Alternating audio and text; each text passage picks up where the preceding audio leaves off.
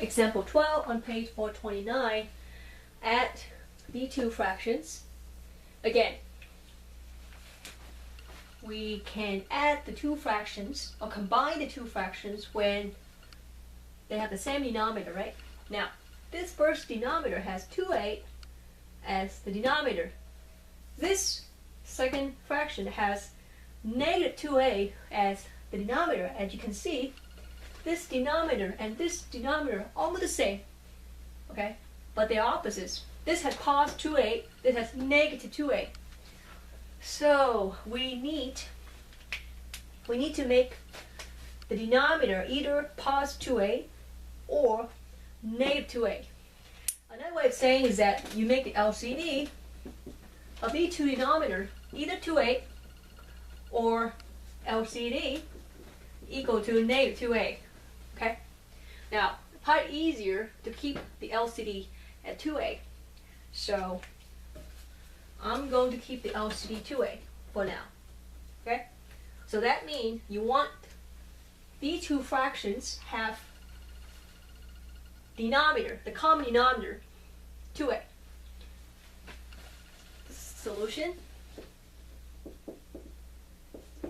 This first fraction, a divided by 2a. I'm just rewriting the original problem, okay? This first fraction already has the LCD 2a, so it's good. You don't have to do anything with it. Just rewriting it. And for this fractions, we need to convert this fraction to so that the denominator equal to 2a. Alright, to do that, negative 2a. Okay, you can factor negative 2a to 2a times negative 1. Right, you can factor this term, negative 2a to 2a negative 1. So, to get this 2a as this fraction, okay, that has the same denominator, 2a, you need to turn this negative 1 to positive 1. How do we do that? So, you multiply by negative 1. Negative 1 times negative 1 is positive 1. Positive 1 times 2a is positive 2a. Then we will have the LCD 2a. Okay? So to do that, we need to multiply negative 1 here. In doing that, we change the original problem. So to compensate, we also multiply negative 1 on top, so that negative 1 divided by negative 1 is positive 1. Positive 1 times the fraction is the fraction itself. So, you're writing the numerator. Alright, after multiplying that, I'm just rewriting this first fraction. Alright, so 2a, this is 2a, okay?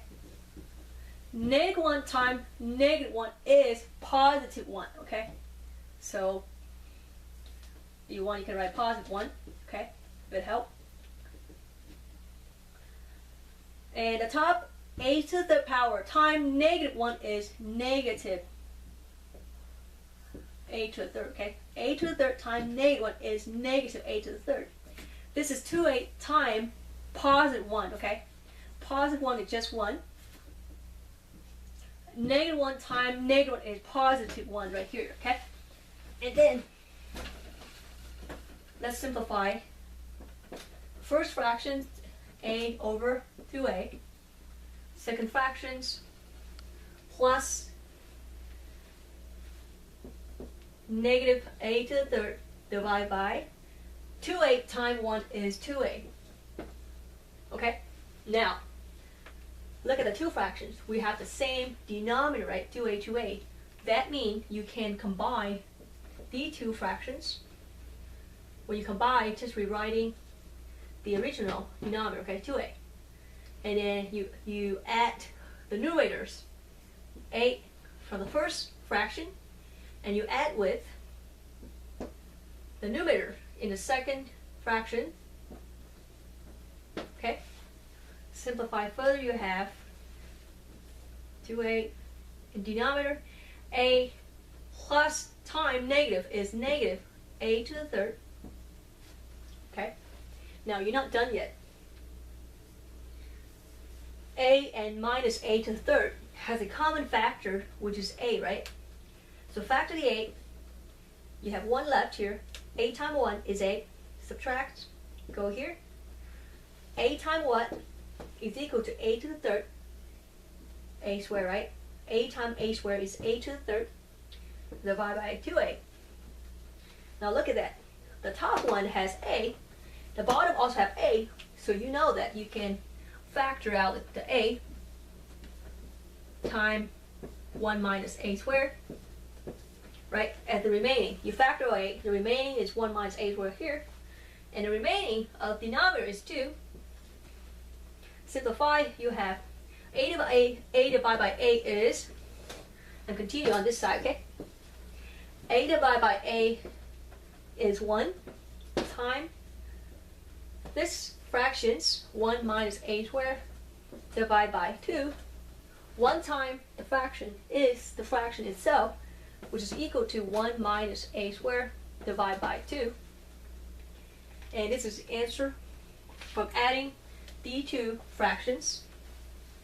And you can leave the answer as this, or in the books, they write the answer as 1 minus a times 1 plus a divided by 2, because they factor out this 1 minus a term in the numerator.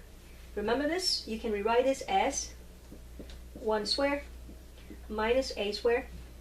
And using the formula that we have seen many times, a squared minus b squared is a minus b times a plus b.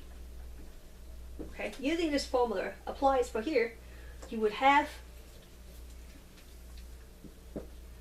1 minus a times 1 plus a. Using this formula applying here, you would get 1 minus a times 1 plus a. Okay, so rewriting this 1 minus a squared in terms of 1 minus a times 1 plus a here on top, you would have the answer just like the way the book stated.